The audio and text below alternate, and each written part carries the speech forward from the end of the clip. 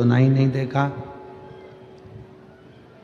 मुख में से सारा सोफा सेट निकल गया होगा, एक भी दांत नहीं बचा होगा, हाथ कांपने लगेंगे, पाँव के घुटने चल नहीं पाएंगे, कमर से बैठा नहीं जाएगा, तब क्या शंकर का भजन हो पाएगा? मुश्किल।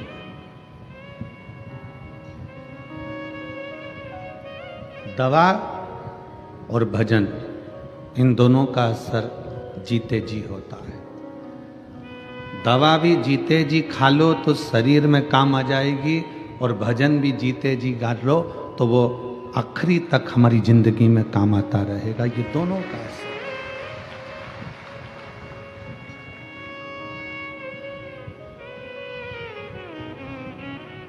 मरने के बाद की कोई प्रामाणिकता नहीं है कि आप स्वर्ग गए कि नरक गए, आप कहाँ गए हो, इसका कोई प्रमाण नहीं है।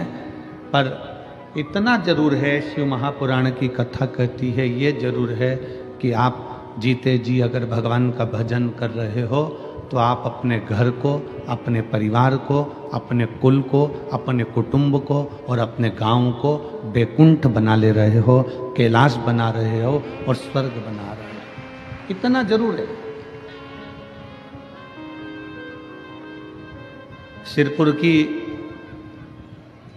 सिरपुर महाराष्ट्र की ये पवित्र समिति, श्री शिव पुराण उत्सव समिति, जिस दिन से कथा लेकर आई है उस दिन से ये समिति, ये कथा के ग्राउंड में हर 2 दिन में, 4 दिन में, 8 दिन में, 15 दिन में कोई ना कोई आयोजन करती रही है, आयोजन करती रही। सिरपुर की ये शिवपुराण उत्सव समिति कभी दीपावली महापर्व मनाई, कभी शिवरात्रि मनाई, कभी उत्सव मनाया उसने, कभी कोई उत्सव मनाया, कभी कोई उत्सव मनाया, कभी एकादशी का उत्सव मनाया, और इस समिति ने इस पवित्र भूमि पर उत्सव मनाते रहे।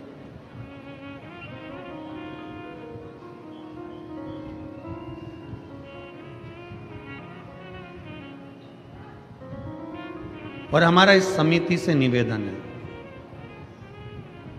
ये शिव महापुराण समिति से निवेदन है, ये कथा होने के बाद आपकी समिति श्री शिवाय नमस्तुभ्यम ग्रुप के रूप में परिवर्तित हो जाए और वो एक ग्रुप ऐसा बने कि सनातन धर्म का कार्य है।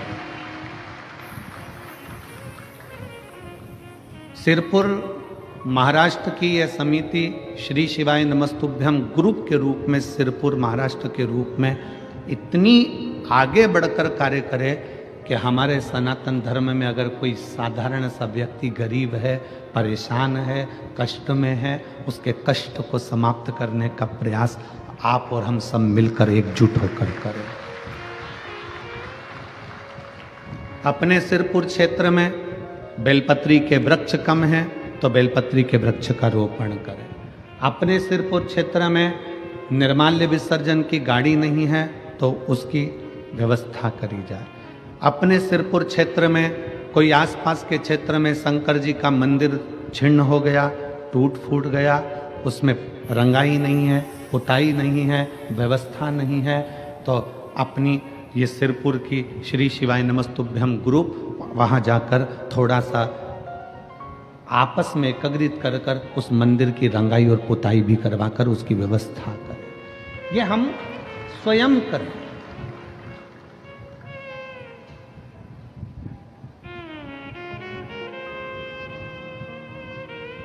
और आपकी समिति के जो पदाधिकारी गण हैं, आज से हमने भी ऐसा क्रम बना दिया कि जितनी जगह कथा करेंगे वहाँ की जो समिति होगी उसको श्री शिवाय नमस्तुभ्यम ग्रुप के नाम से आगे बढ़ाते चले जाएंगे और उस शहर के नाम से उसका पंजीयन बिटले सेवा समिति सीहोर में करवाएंगे। आप बिटले सेवा समिति का एक अंग बनते चले जाएंगे, जिससे कभी आपके क्षेत्र में कोई कार्य है, कोई गरीब बच्चे हैं, उनको पढ़ना है, एजुकेशन की ज़रूरत है, उनके पास में धन नहीं है, और वो पढ़ना चाहते हैं, विद्याध्ययन करना चाहते हैं, आपकी समिति से संपर्क करेंगे। समिति सीहोर संपर्क करेगी और उन बच्चों की पढ़ाई का खर्चा बिठलेश सेवा समिति सीहोर उठाएगी। बहुत बच्चे हैं जिनको बहुत आगे बढ़ना है, उच्च कुल में है, उनको वजीफा भी नहीं मिल सकता, अच्छे परिवार से हैं, तो वो किसी के आगे जाके हाथ भी नहीं फैला सकते और उनके बच्चों को आगे बढ़ना। छोटे बच्चे हैं, पढ़ना चाहते हैं।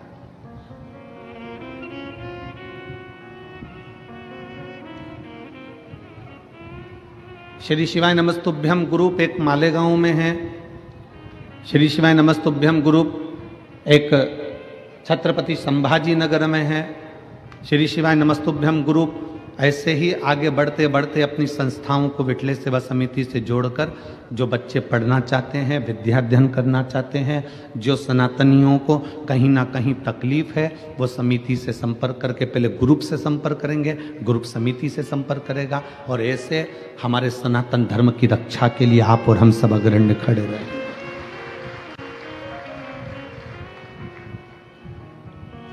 शिव तत्व की प्राप्ति के लिए, भगवान शंकर की प्राप्ति के लिए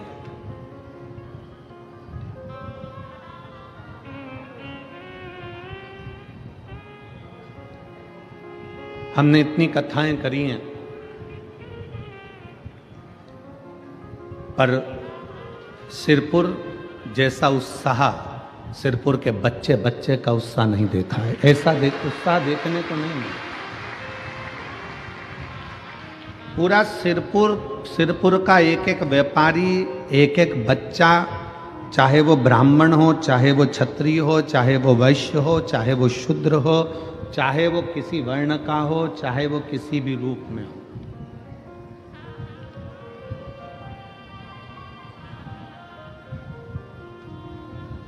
जैसे हमने पहले कहा था कि पहले राष्ट्र उसके बाद कास्ट। सबसे पहले है राष्ट्र, फिर है कास्ट। कास्ट मतलब जाति, ये बाद में, पहले अपने राष्ट्र की मजबूती है।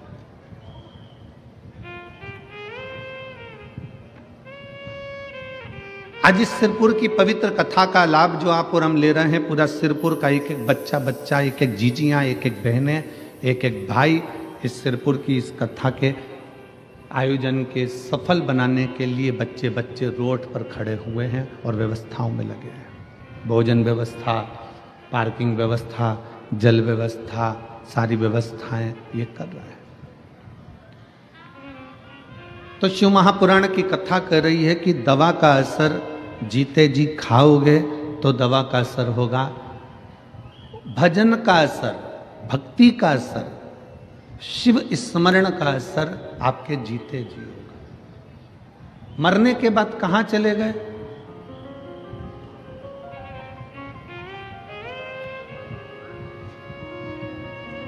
आवाज बढ़वाइए, उधर वो पीछे का पूरा बेल्ट परेशान हो रहा है बहुत देर से, थोड़ा ध्यान रखा करो।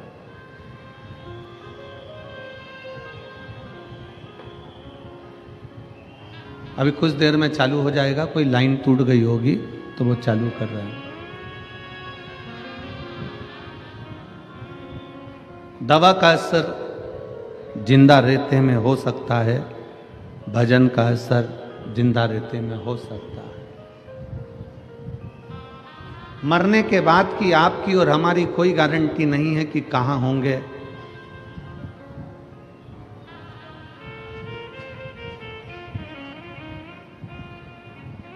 पर जहां होंगे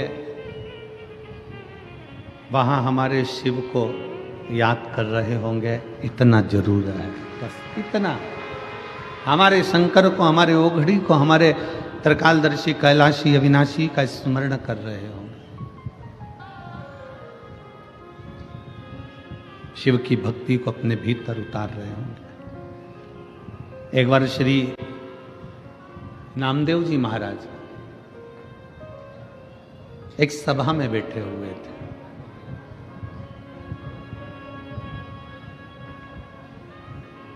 संत शिरोमणि साधकों के साधक, तपस्वियों के तपस्वी, कीर्तनियों के कीर्तनकार,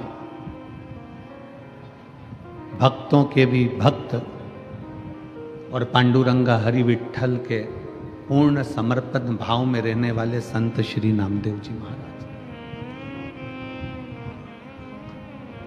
संत श्री नामदेव जी बैठे, सभा लगी है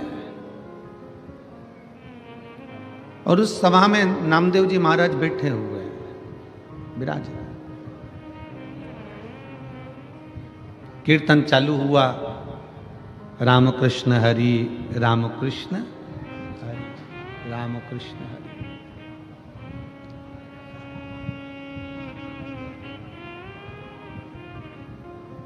एक सिर फिरा सा एक कोई व्यक्ति नामदेव जी के पास आ गया और नामदेव जी के पास आकर बोला, नामदेव जी, आप अभी प्रवचन में कह रहे थे कि भगवान हर जगह पर विराजमान है, भगवान हर जगह पर बैठा है। कुत्ते के पीछे, श्वान के पीछे आप घी की कटोरी लेकर भाग रहे थे, कुत्ते में भी आपने परमात्मा को देख लिया, हर एक में परमात्मा का दर्शन कर रहे हैं, हर एक में भगवान को देख रहे हैं।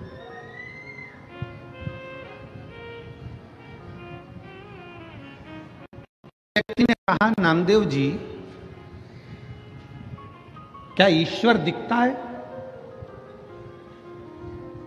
क्या भगवान दिखता है?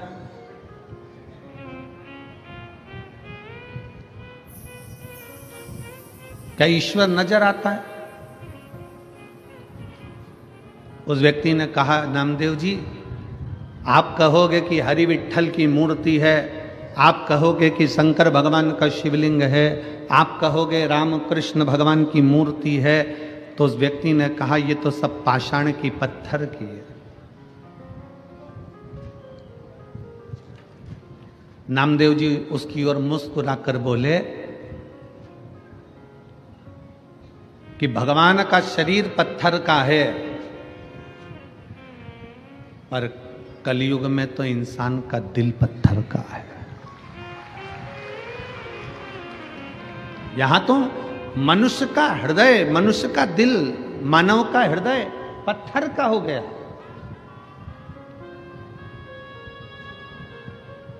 पहले के समय में गांव में अगर कोई हाथी आ जाता तो उसको रोटी देते, गांव में कुत्ता आ गया, कोई जानवर आ गया, कोई पशु आ गया, उसको रोटी दे देते। अब एक कलिकाल में, कलयुग में पड़ोस में पड़ोसी के बच्चे भूखे सो रहे हैं और एक पड़ोसी को नहीं मालूम कि उसके बच्चे 2 दिन से कुछ नहीं खाए। बड़े बड़े शहरों में, बड़ी बड़ी सिटियों में एक ही फ्लैट में लोग रह रहे हैं, पड़ोस के फ्लैट में कौन कितने दिन से बीमार है, कौन एक रोटी के निवाले के लिए तरस रहा है, किसी को नहीं मालूम पड़ता।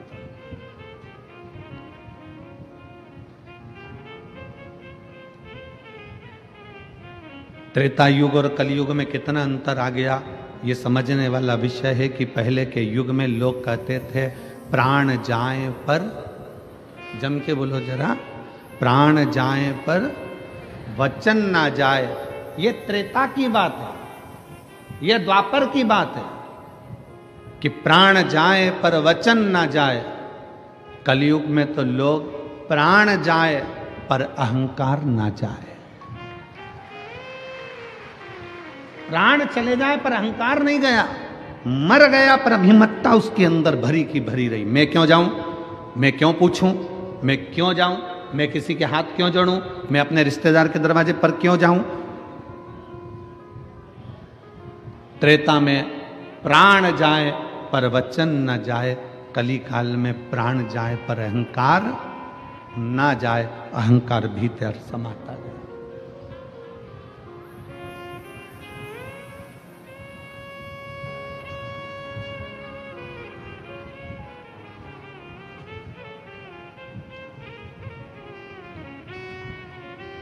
कभी आपको गर्व होना चाहिए। आपको ये विचार होना चाहिए कि आप किस रूप में किस साधारण से साधारण व्यक्ति को भी अपने गले लगा रहे हो। पहले का समय, आज का समय, नामदेव जी कहते हैं बहुत अंतर है।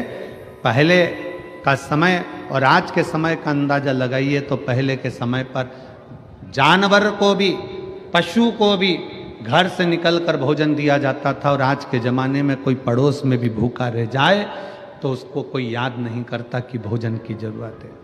पहले के समय में गांव में अगर बेटी रहती थी, किसी के घर में अगर बेटी है तो पूरे गांव की बेटी कहलाती थी। आज के ज़माने में पड़ोसियों से बेटी असुरक्षित सी नजर आती है। यह पहले का समय और ये आज का समय है। कितना अंतर है। पहले के समय में लोग अपने मेहमान को बस स्टैंड तक छोड़ने जाते थे, बस स्टैंड पर लेने जाते थे, रेलवे स्टेशन छोड़ने जाते थे, रेलवे स्टेशन पर लेने जाते थे, और रेलवे स्टेशन या बस स्टैंड पर छोड़ने जाते थे तो छोड़ते समय आंख में आंसू आते थे। आज के ज़माने में तो लोग शमशान में छोड़ी आए तो आंख में आंसू नहीं आए, वहां पे भी गुटखा मल मल के खाया।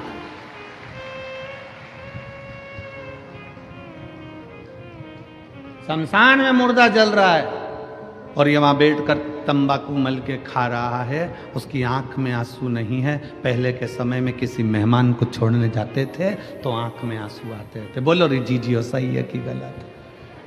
कहां गया सब? किस जगह चले गया वो समय? कहां पर पहुंच गया वो समय?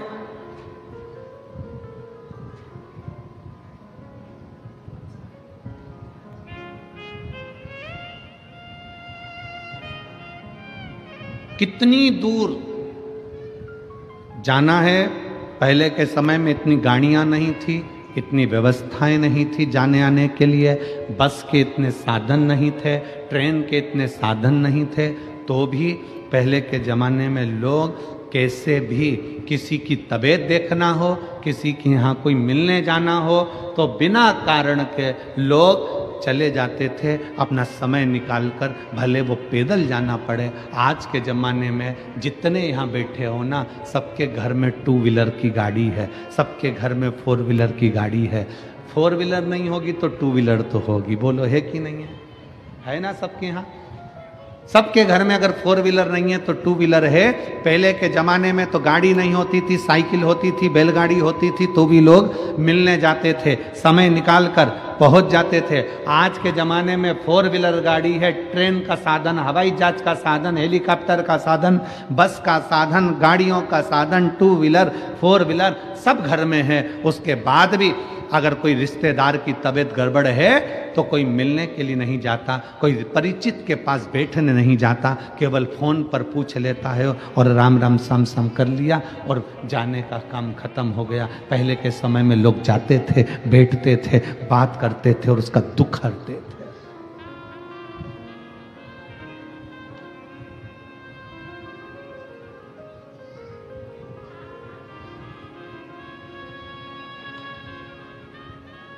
दुख हरते थे। हृदय में थोड़ा सा भी अगर दुख होता था किसी के तो उससे मिलने पहुंच जाते थे। बोलो सही है कि गलत है? पहले के समय में घर में इतने कपड़े नहीं होते थे, इतनी अलमारियां भरी नहीं होती थी। पहले के समय में घर में इतने कपड़े नहीं होते थे, फिर भी घर में रहने वाला गरीब भी अपना पूरा तन ढककर रहता था, और आज पूरी अलमारी भरी होती है और व्यक्ति नंगा घूमता है।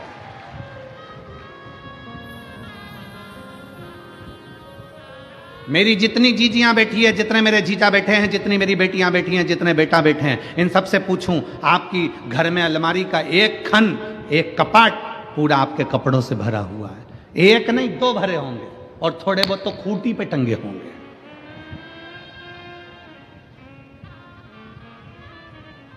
पहले के जमाने में कपड़े नहीं थे तो भी गरीब से गरीब व्यक्ति भी अपना पूरा तन ढककर चलता था, तन ढका करता था।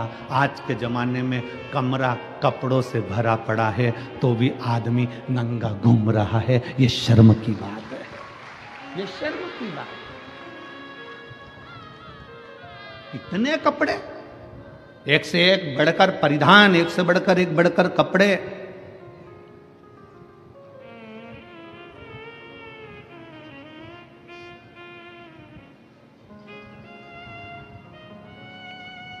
मैं महाराष्ट्र की मेरी जीजियों को, मैं संपूर्ण देश की मेरी बेटियों को, मेरी माताओं को हाथ जोड़ नमन कर कर प्रणाम करता हूं कि आप हमारी संस्कृति और सभ्यता को बनाए हुए हो, संस्कार को दे रहे हो। आप आज भी सभ्यता और संस्कृति और संस्कारों की दैनी इस भारत माता के संस्कारों को दुनिया तक पहुंचा रहे हो।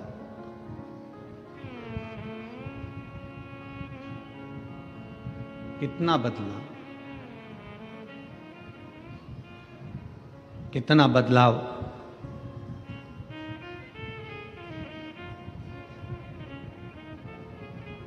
नामदेव जी कहते हैं तुम्हारे जो शब्द हैं ना, ये शब्द ठीक नहीं है। तुम क्या कह रहे हो?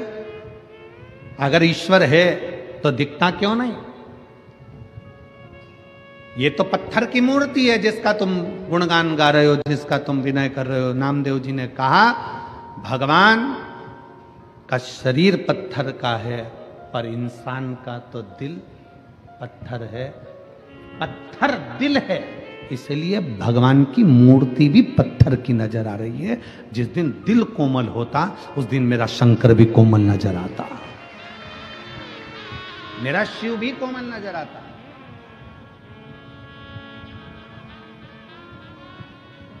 मेरा शंकर भी कोमल दिखता। हमारे मन, हमारे विचार, हमारी सोच हमें परमात्मा के करीब में लेकर जाती है।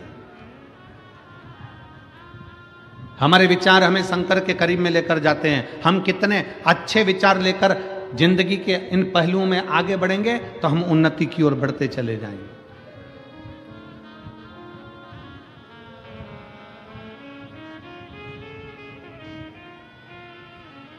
जितना अच्छा सोच सकते हो उतना अच्छा सोचो, जितना अच्छा विचार कर सकते हो उतना अच्छा विचार करो। परमात्मा ने, मेरे शंकर भगवान ने, मेरे भोलेनाथ जी ने, मेरे शंभू ने, मेरे त्रिकालदर्शी ने, मेरे महाकाल राजा ने, मेरे कुबेरेश्वर महादेव ने कुछ चीजें मनुष्य को फ्री दी है। पहले नंबर पर नींद परमात्मा ने फ्री दी है, इसका कोई पैसा नहीं लगता। रात को सो तो प्रेम से सो, चिंता छोड़कर सो। मेरे परमात्मा ने कुछ चीजें फ्री दी है। पहले नंबर पर नींद, दूसरे नंबर पर शांति। मेरे परमात्मा ने नींद अगर दी है और शांति मेरे परमात्मा ने दी है तो फ्री दी है। जिस दिन बन सके उस दिन शंकर की शरण में बैठना, उसका श्री शिवाय नमस्तुभ्यम का स्मरण करना, उस दिन शांति का अनुभव करोगे। आनंद मेरे भोले बाबा ने फ्री दिया है। अकेले भी रहो ना तो मुस्कुराते रहो। अपने कक्ष में दो जनी है ना, पति पत्नी है ना, थोड़ा मुस्कुराने की बात करा करो। पर जब जब पति घर दुकान से आया, ऑफिस से आया, तुम अपने दुकान से आई, तुम अपनी ऑफिस से आई, तुम अपने काम से आई, दोनों पति पत्नी जिस कमरे में पहुंचे हो उस कमरे को दुनिया के लोग कहते हैं गुरुजी पहले के समय में दशरथ जी के समय पर कैकेयी कोप भवन में जाकर बैठी थी। आज के जमाने में लोग अपने बंगले में कोप भवन नहीं बनाते, कोप गुस्सा करने का कमरा नहीं बनाते। हमने कहा पूरा बंगला ही कोप भवन होता है तो अलग से बनाने की जरूरत ही क्या होती है? अलग से कोप भवन बनाने की जरूरत क्या है? पूरा कमरा, पूरा महल, पूरा घर कोप भवन बना हुआ है। एक जगह पर सास रूठी बैठी है, दूसरी जगह पर जेठानी रूठी बैठी है, तीसरी जगह पर देवरानी रूठी बैठी है, चौथे कमरे में ननन मुंह फुला के बैठी है, पांचवें कमरे में काम वाली बाई चौकीदार ये मुंह फुलाए बैठे हैं, छठे नंबर पर सब्जी वाला आता है तो मुंह फुला के आता है, सातवें नंबर पर दूध देने वाला आता है तो बेल पे बेल बजाता है, आ रहे हो कि जाऊं, वो भी मुंह फुला कर आता है, और कचरे वाला आता है तो वो भी हारन बजा कर, कचरा देना है तो दो, नहीं तो ये पड़ा मैं तो ये जाऊं। हर व्यक्ति मुंह फुला कर आता है। और बात करते हो कि दशरथ जी के समय पर एक कोप भवन था जिसमें कैकेयी बैठी थी। आज के जमाने में पूरा घर कोप भवन है। मेरा निवेदन है, शंकर के परिवार को देखना। शंकर जहां रहते हैं, कैलाश पर रहते हैं, शमशान में रहते हैं, पर अपने परिवार के साथ आनंद में रहते हैं। पति पत्नी जिस कमरे में रहें, उस कमरे से मोबाइल दूसरी अलमारी में बंद कर कर रख दो, और जितनी देर कमरे में रहो उतनी देर प्रेम से रहो। कौन किसकी सुन रहा है? पत्नी अपना मोबाइल लेके,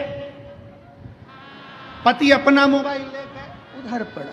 और दोनों को चर्चा करना चाहिए, अपने बच्चों की लाइफ क्या बनाना है, अपने बच्चों को क्या कराना है, बच्चे कैसे आगे बढ़ेंगे, बच्चों को सर्दी हो रही है, बच्चों के साथ ऐसा हो रहा है, ऐसा विचार करना चाहिए। देखो अपनी बुआ की तबीयत खराब है, वहां चलकर देखना चाहिए। मामा जी का स्वास्थ्य खराब है, एक बार वहां चलना चाहिए। देखो दुकान से फुर्सत नहीं मिलेगी, आदमी मरते मर जाएगा पर उसे फुर्सत नहीं मिलेगी। इतनी बड़ी शिव पुराण सिरपुर में हो रही है और तुम दुकान खोलकर बैठे हो। कम से कम एक दिन तो दुकान में से निकालिए और सिरपुर की कथा में चलिए। ये अपने को कहना पड़ेगा। वो अपने मोबाइल में मस्त है, तुम अपने मोबाइल में मस्त हो,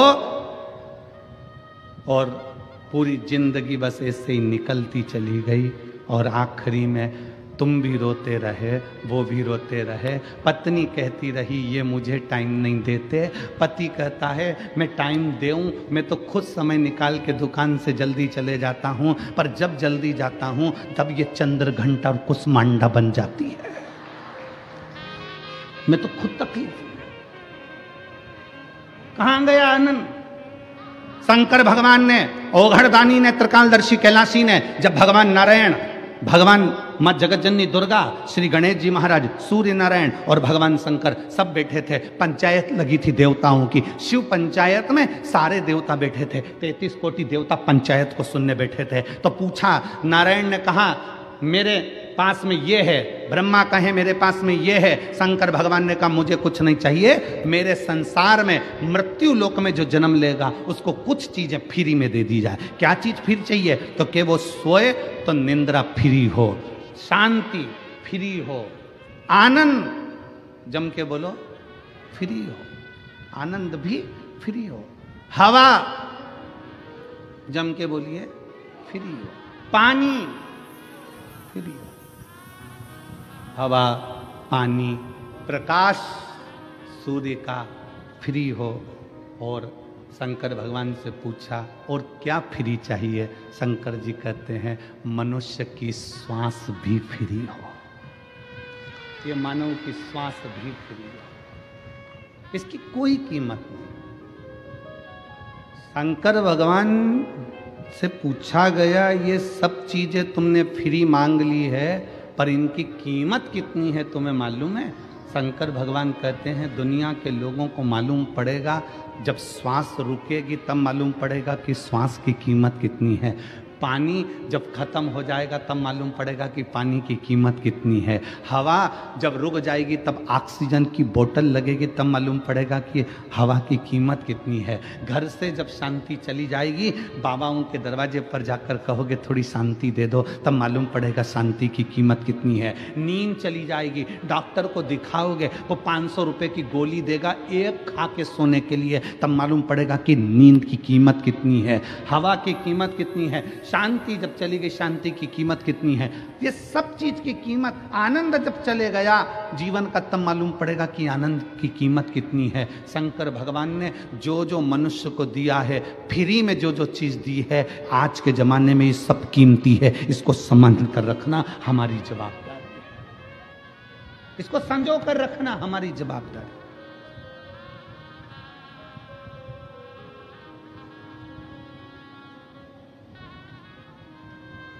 हम क्या दे रहे हैं? कितने लोग मिलते हैं संसार में, कितने, कई लोगों के चेहरे की हंसी चली गई, वो मुसद्दी लाल जैसा हो गया, ऐसा बैठा रहता बिल्कुल मुंह फुला के। घर में माताओं को देखो तो ऐसी बैठी रहेगी, माताएं ऐसी बैठी रहेंगी जैसे मातम में बैठी है। अरे कहां आए हो? घर में बेटा आए ना, सबसे पहले चेहरे पर हंसी, माँ को, पत्नी को, भाभी को, बहन को, जितने घर में सदस्य होते हैं ना, एक दूसरे का चेहरा देखकर आते से ही मुस्कुरा दिया करो, आधा टेंशन घर के बाहर चले जाएगा। आप मुस्कुराते ही नहीं। बेटा घर में आया और मां मुंह फुलाकर बैठी है तो बेटा समझ जाता है फिर झगड़ा हुआ। आधा टेंशन में बेटा घर दुकान का टेंशन लाया था और आधा और घर में मिल गया। कमरे में पहुंचा तो पत्नी का मुंह फुलाता है, समझ गया कि बोलना ही बेकार है। बच्चे को देखो तो वो अपना गेम लेके बैठा हुआ है, पापा बोल रहा है बेटा चिक्कू कैसा है, चिक्कू बोल ही नहीं रहा, पापा समझ गया ये भी टेंशन में ही है। आज कुछ ना कुछ बात हुई है। बहन से बात कर रहा तो बहन मुंह फुलाकर जवाब देती है मुझे क्या मालूम, मेरे को क्या मालूम, मैं क्या ये देखने के लिए आई हूं। भाई से पूछो तो भाई चिढ़कर जवाब देता है।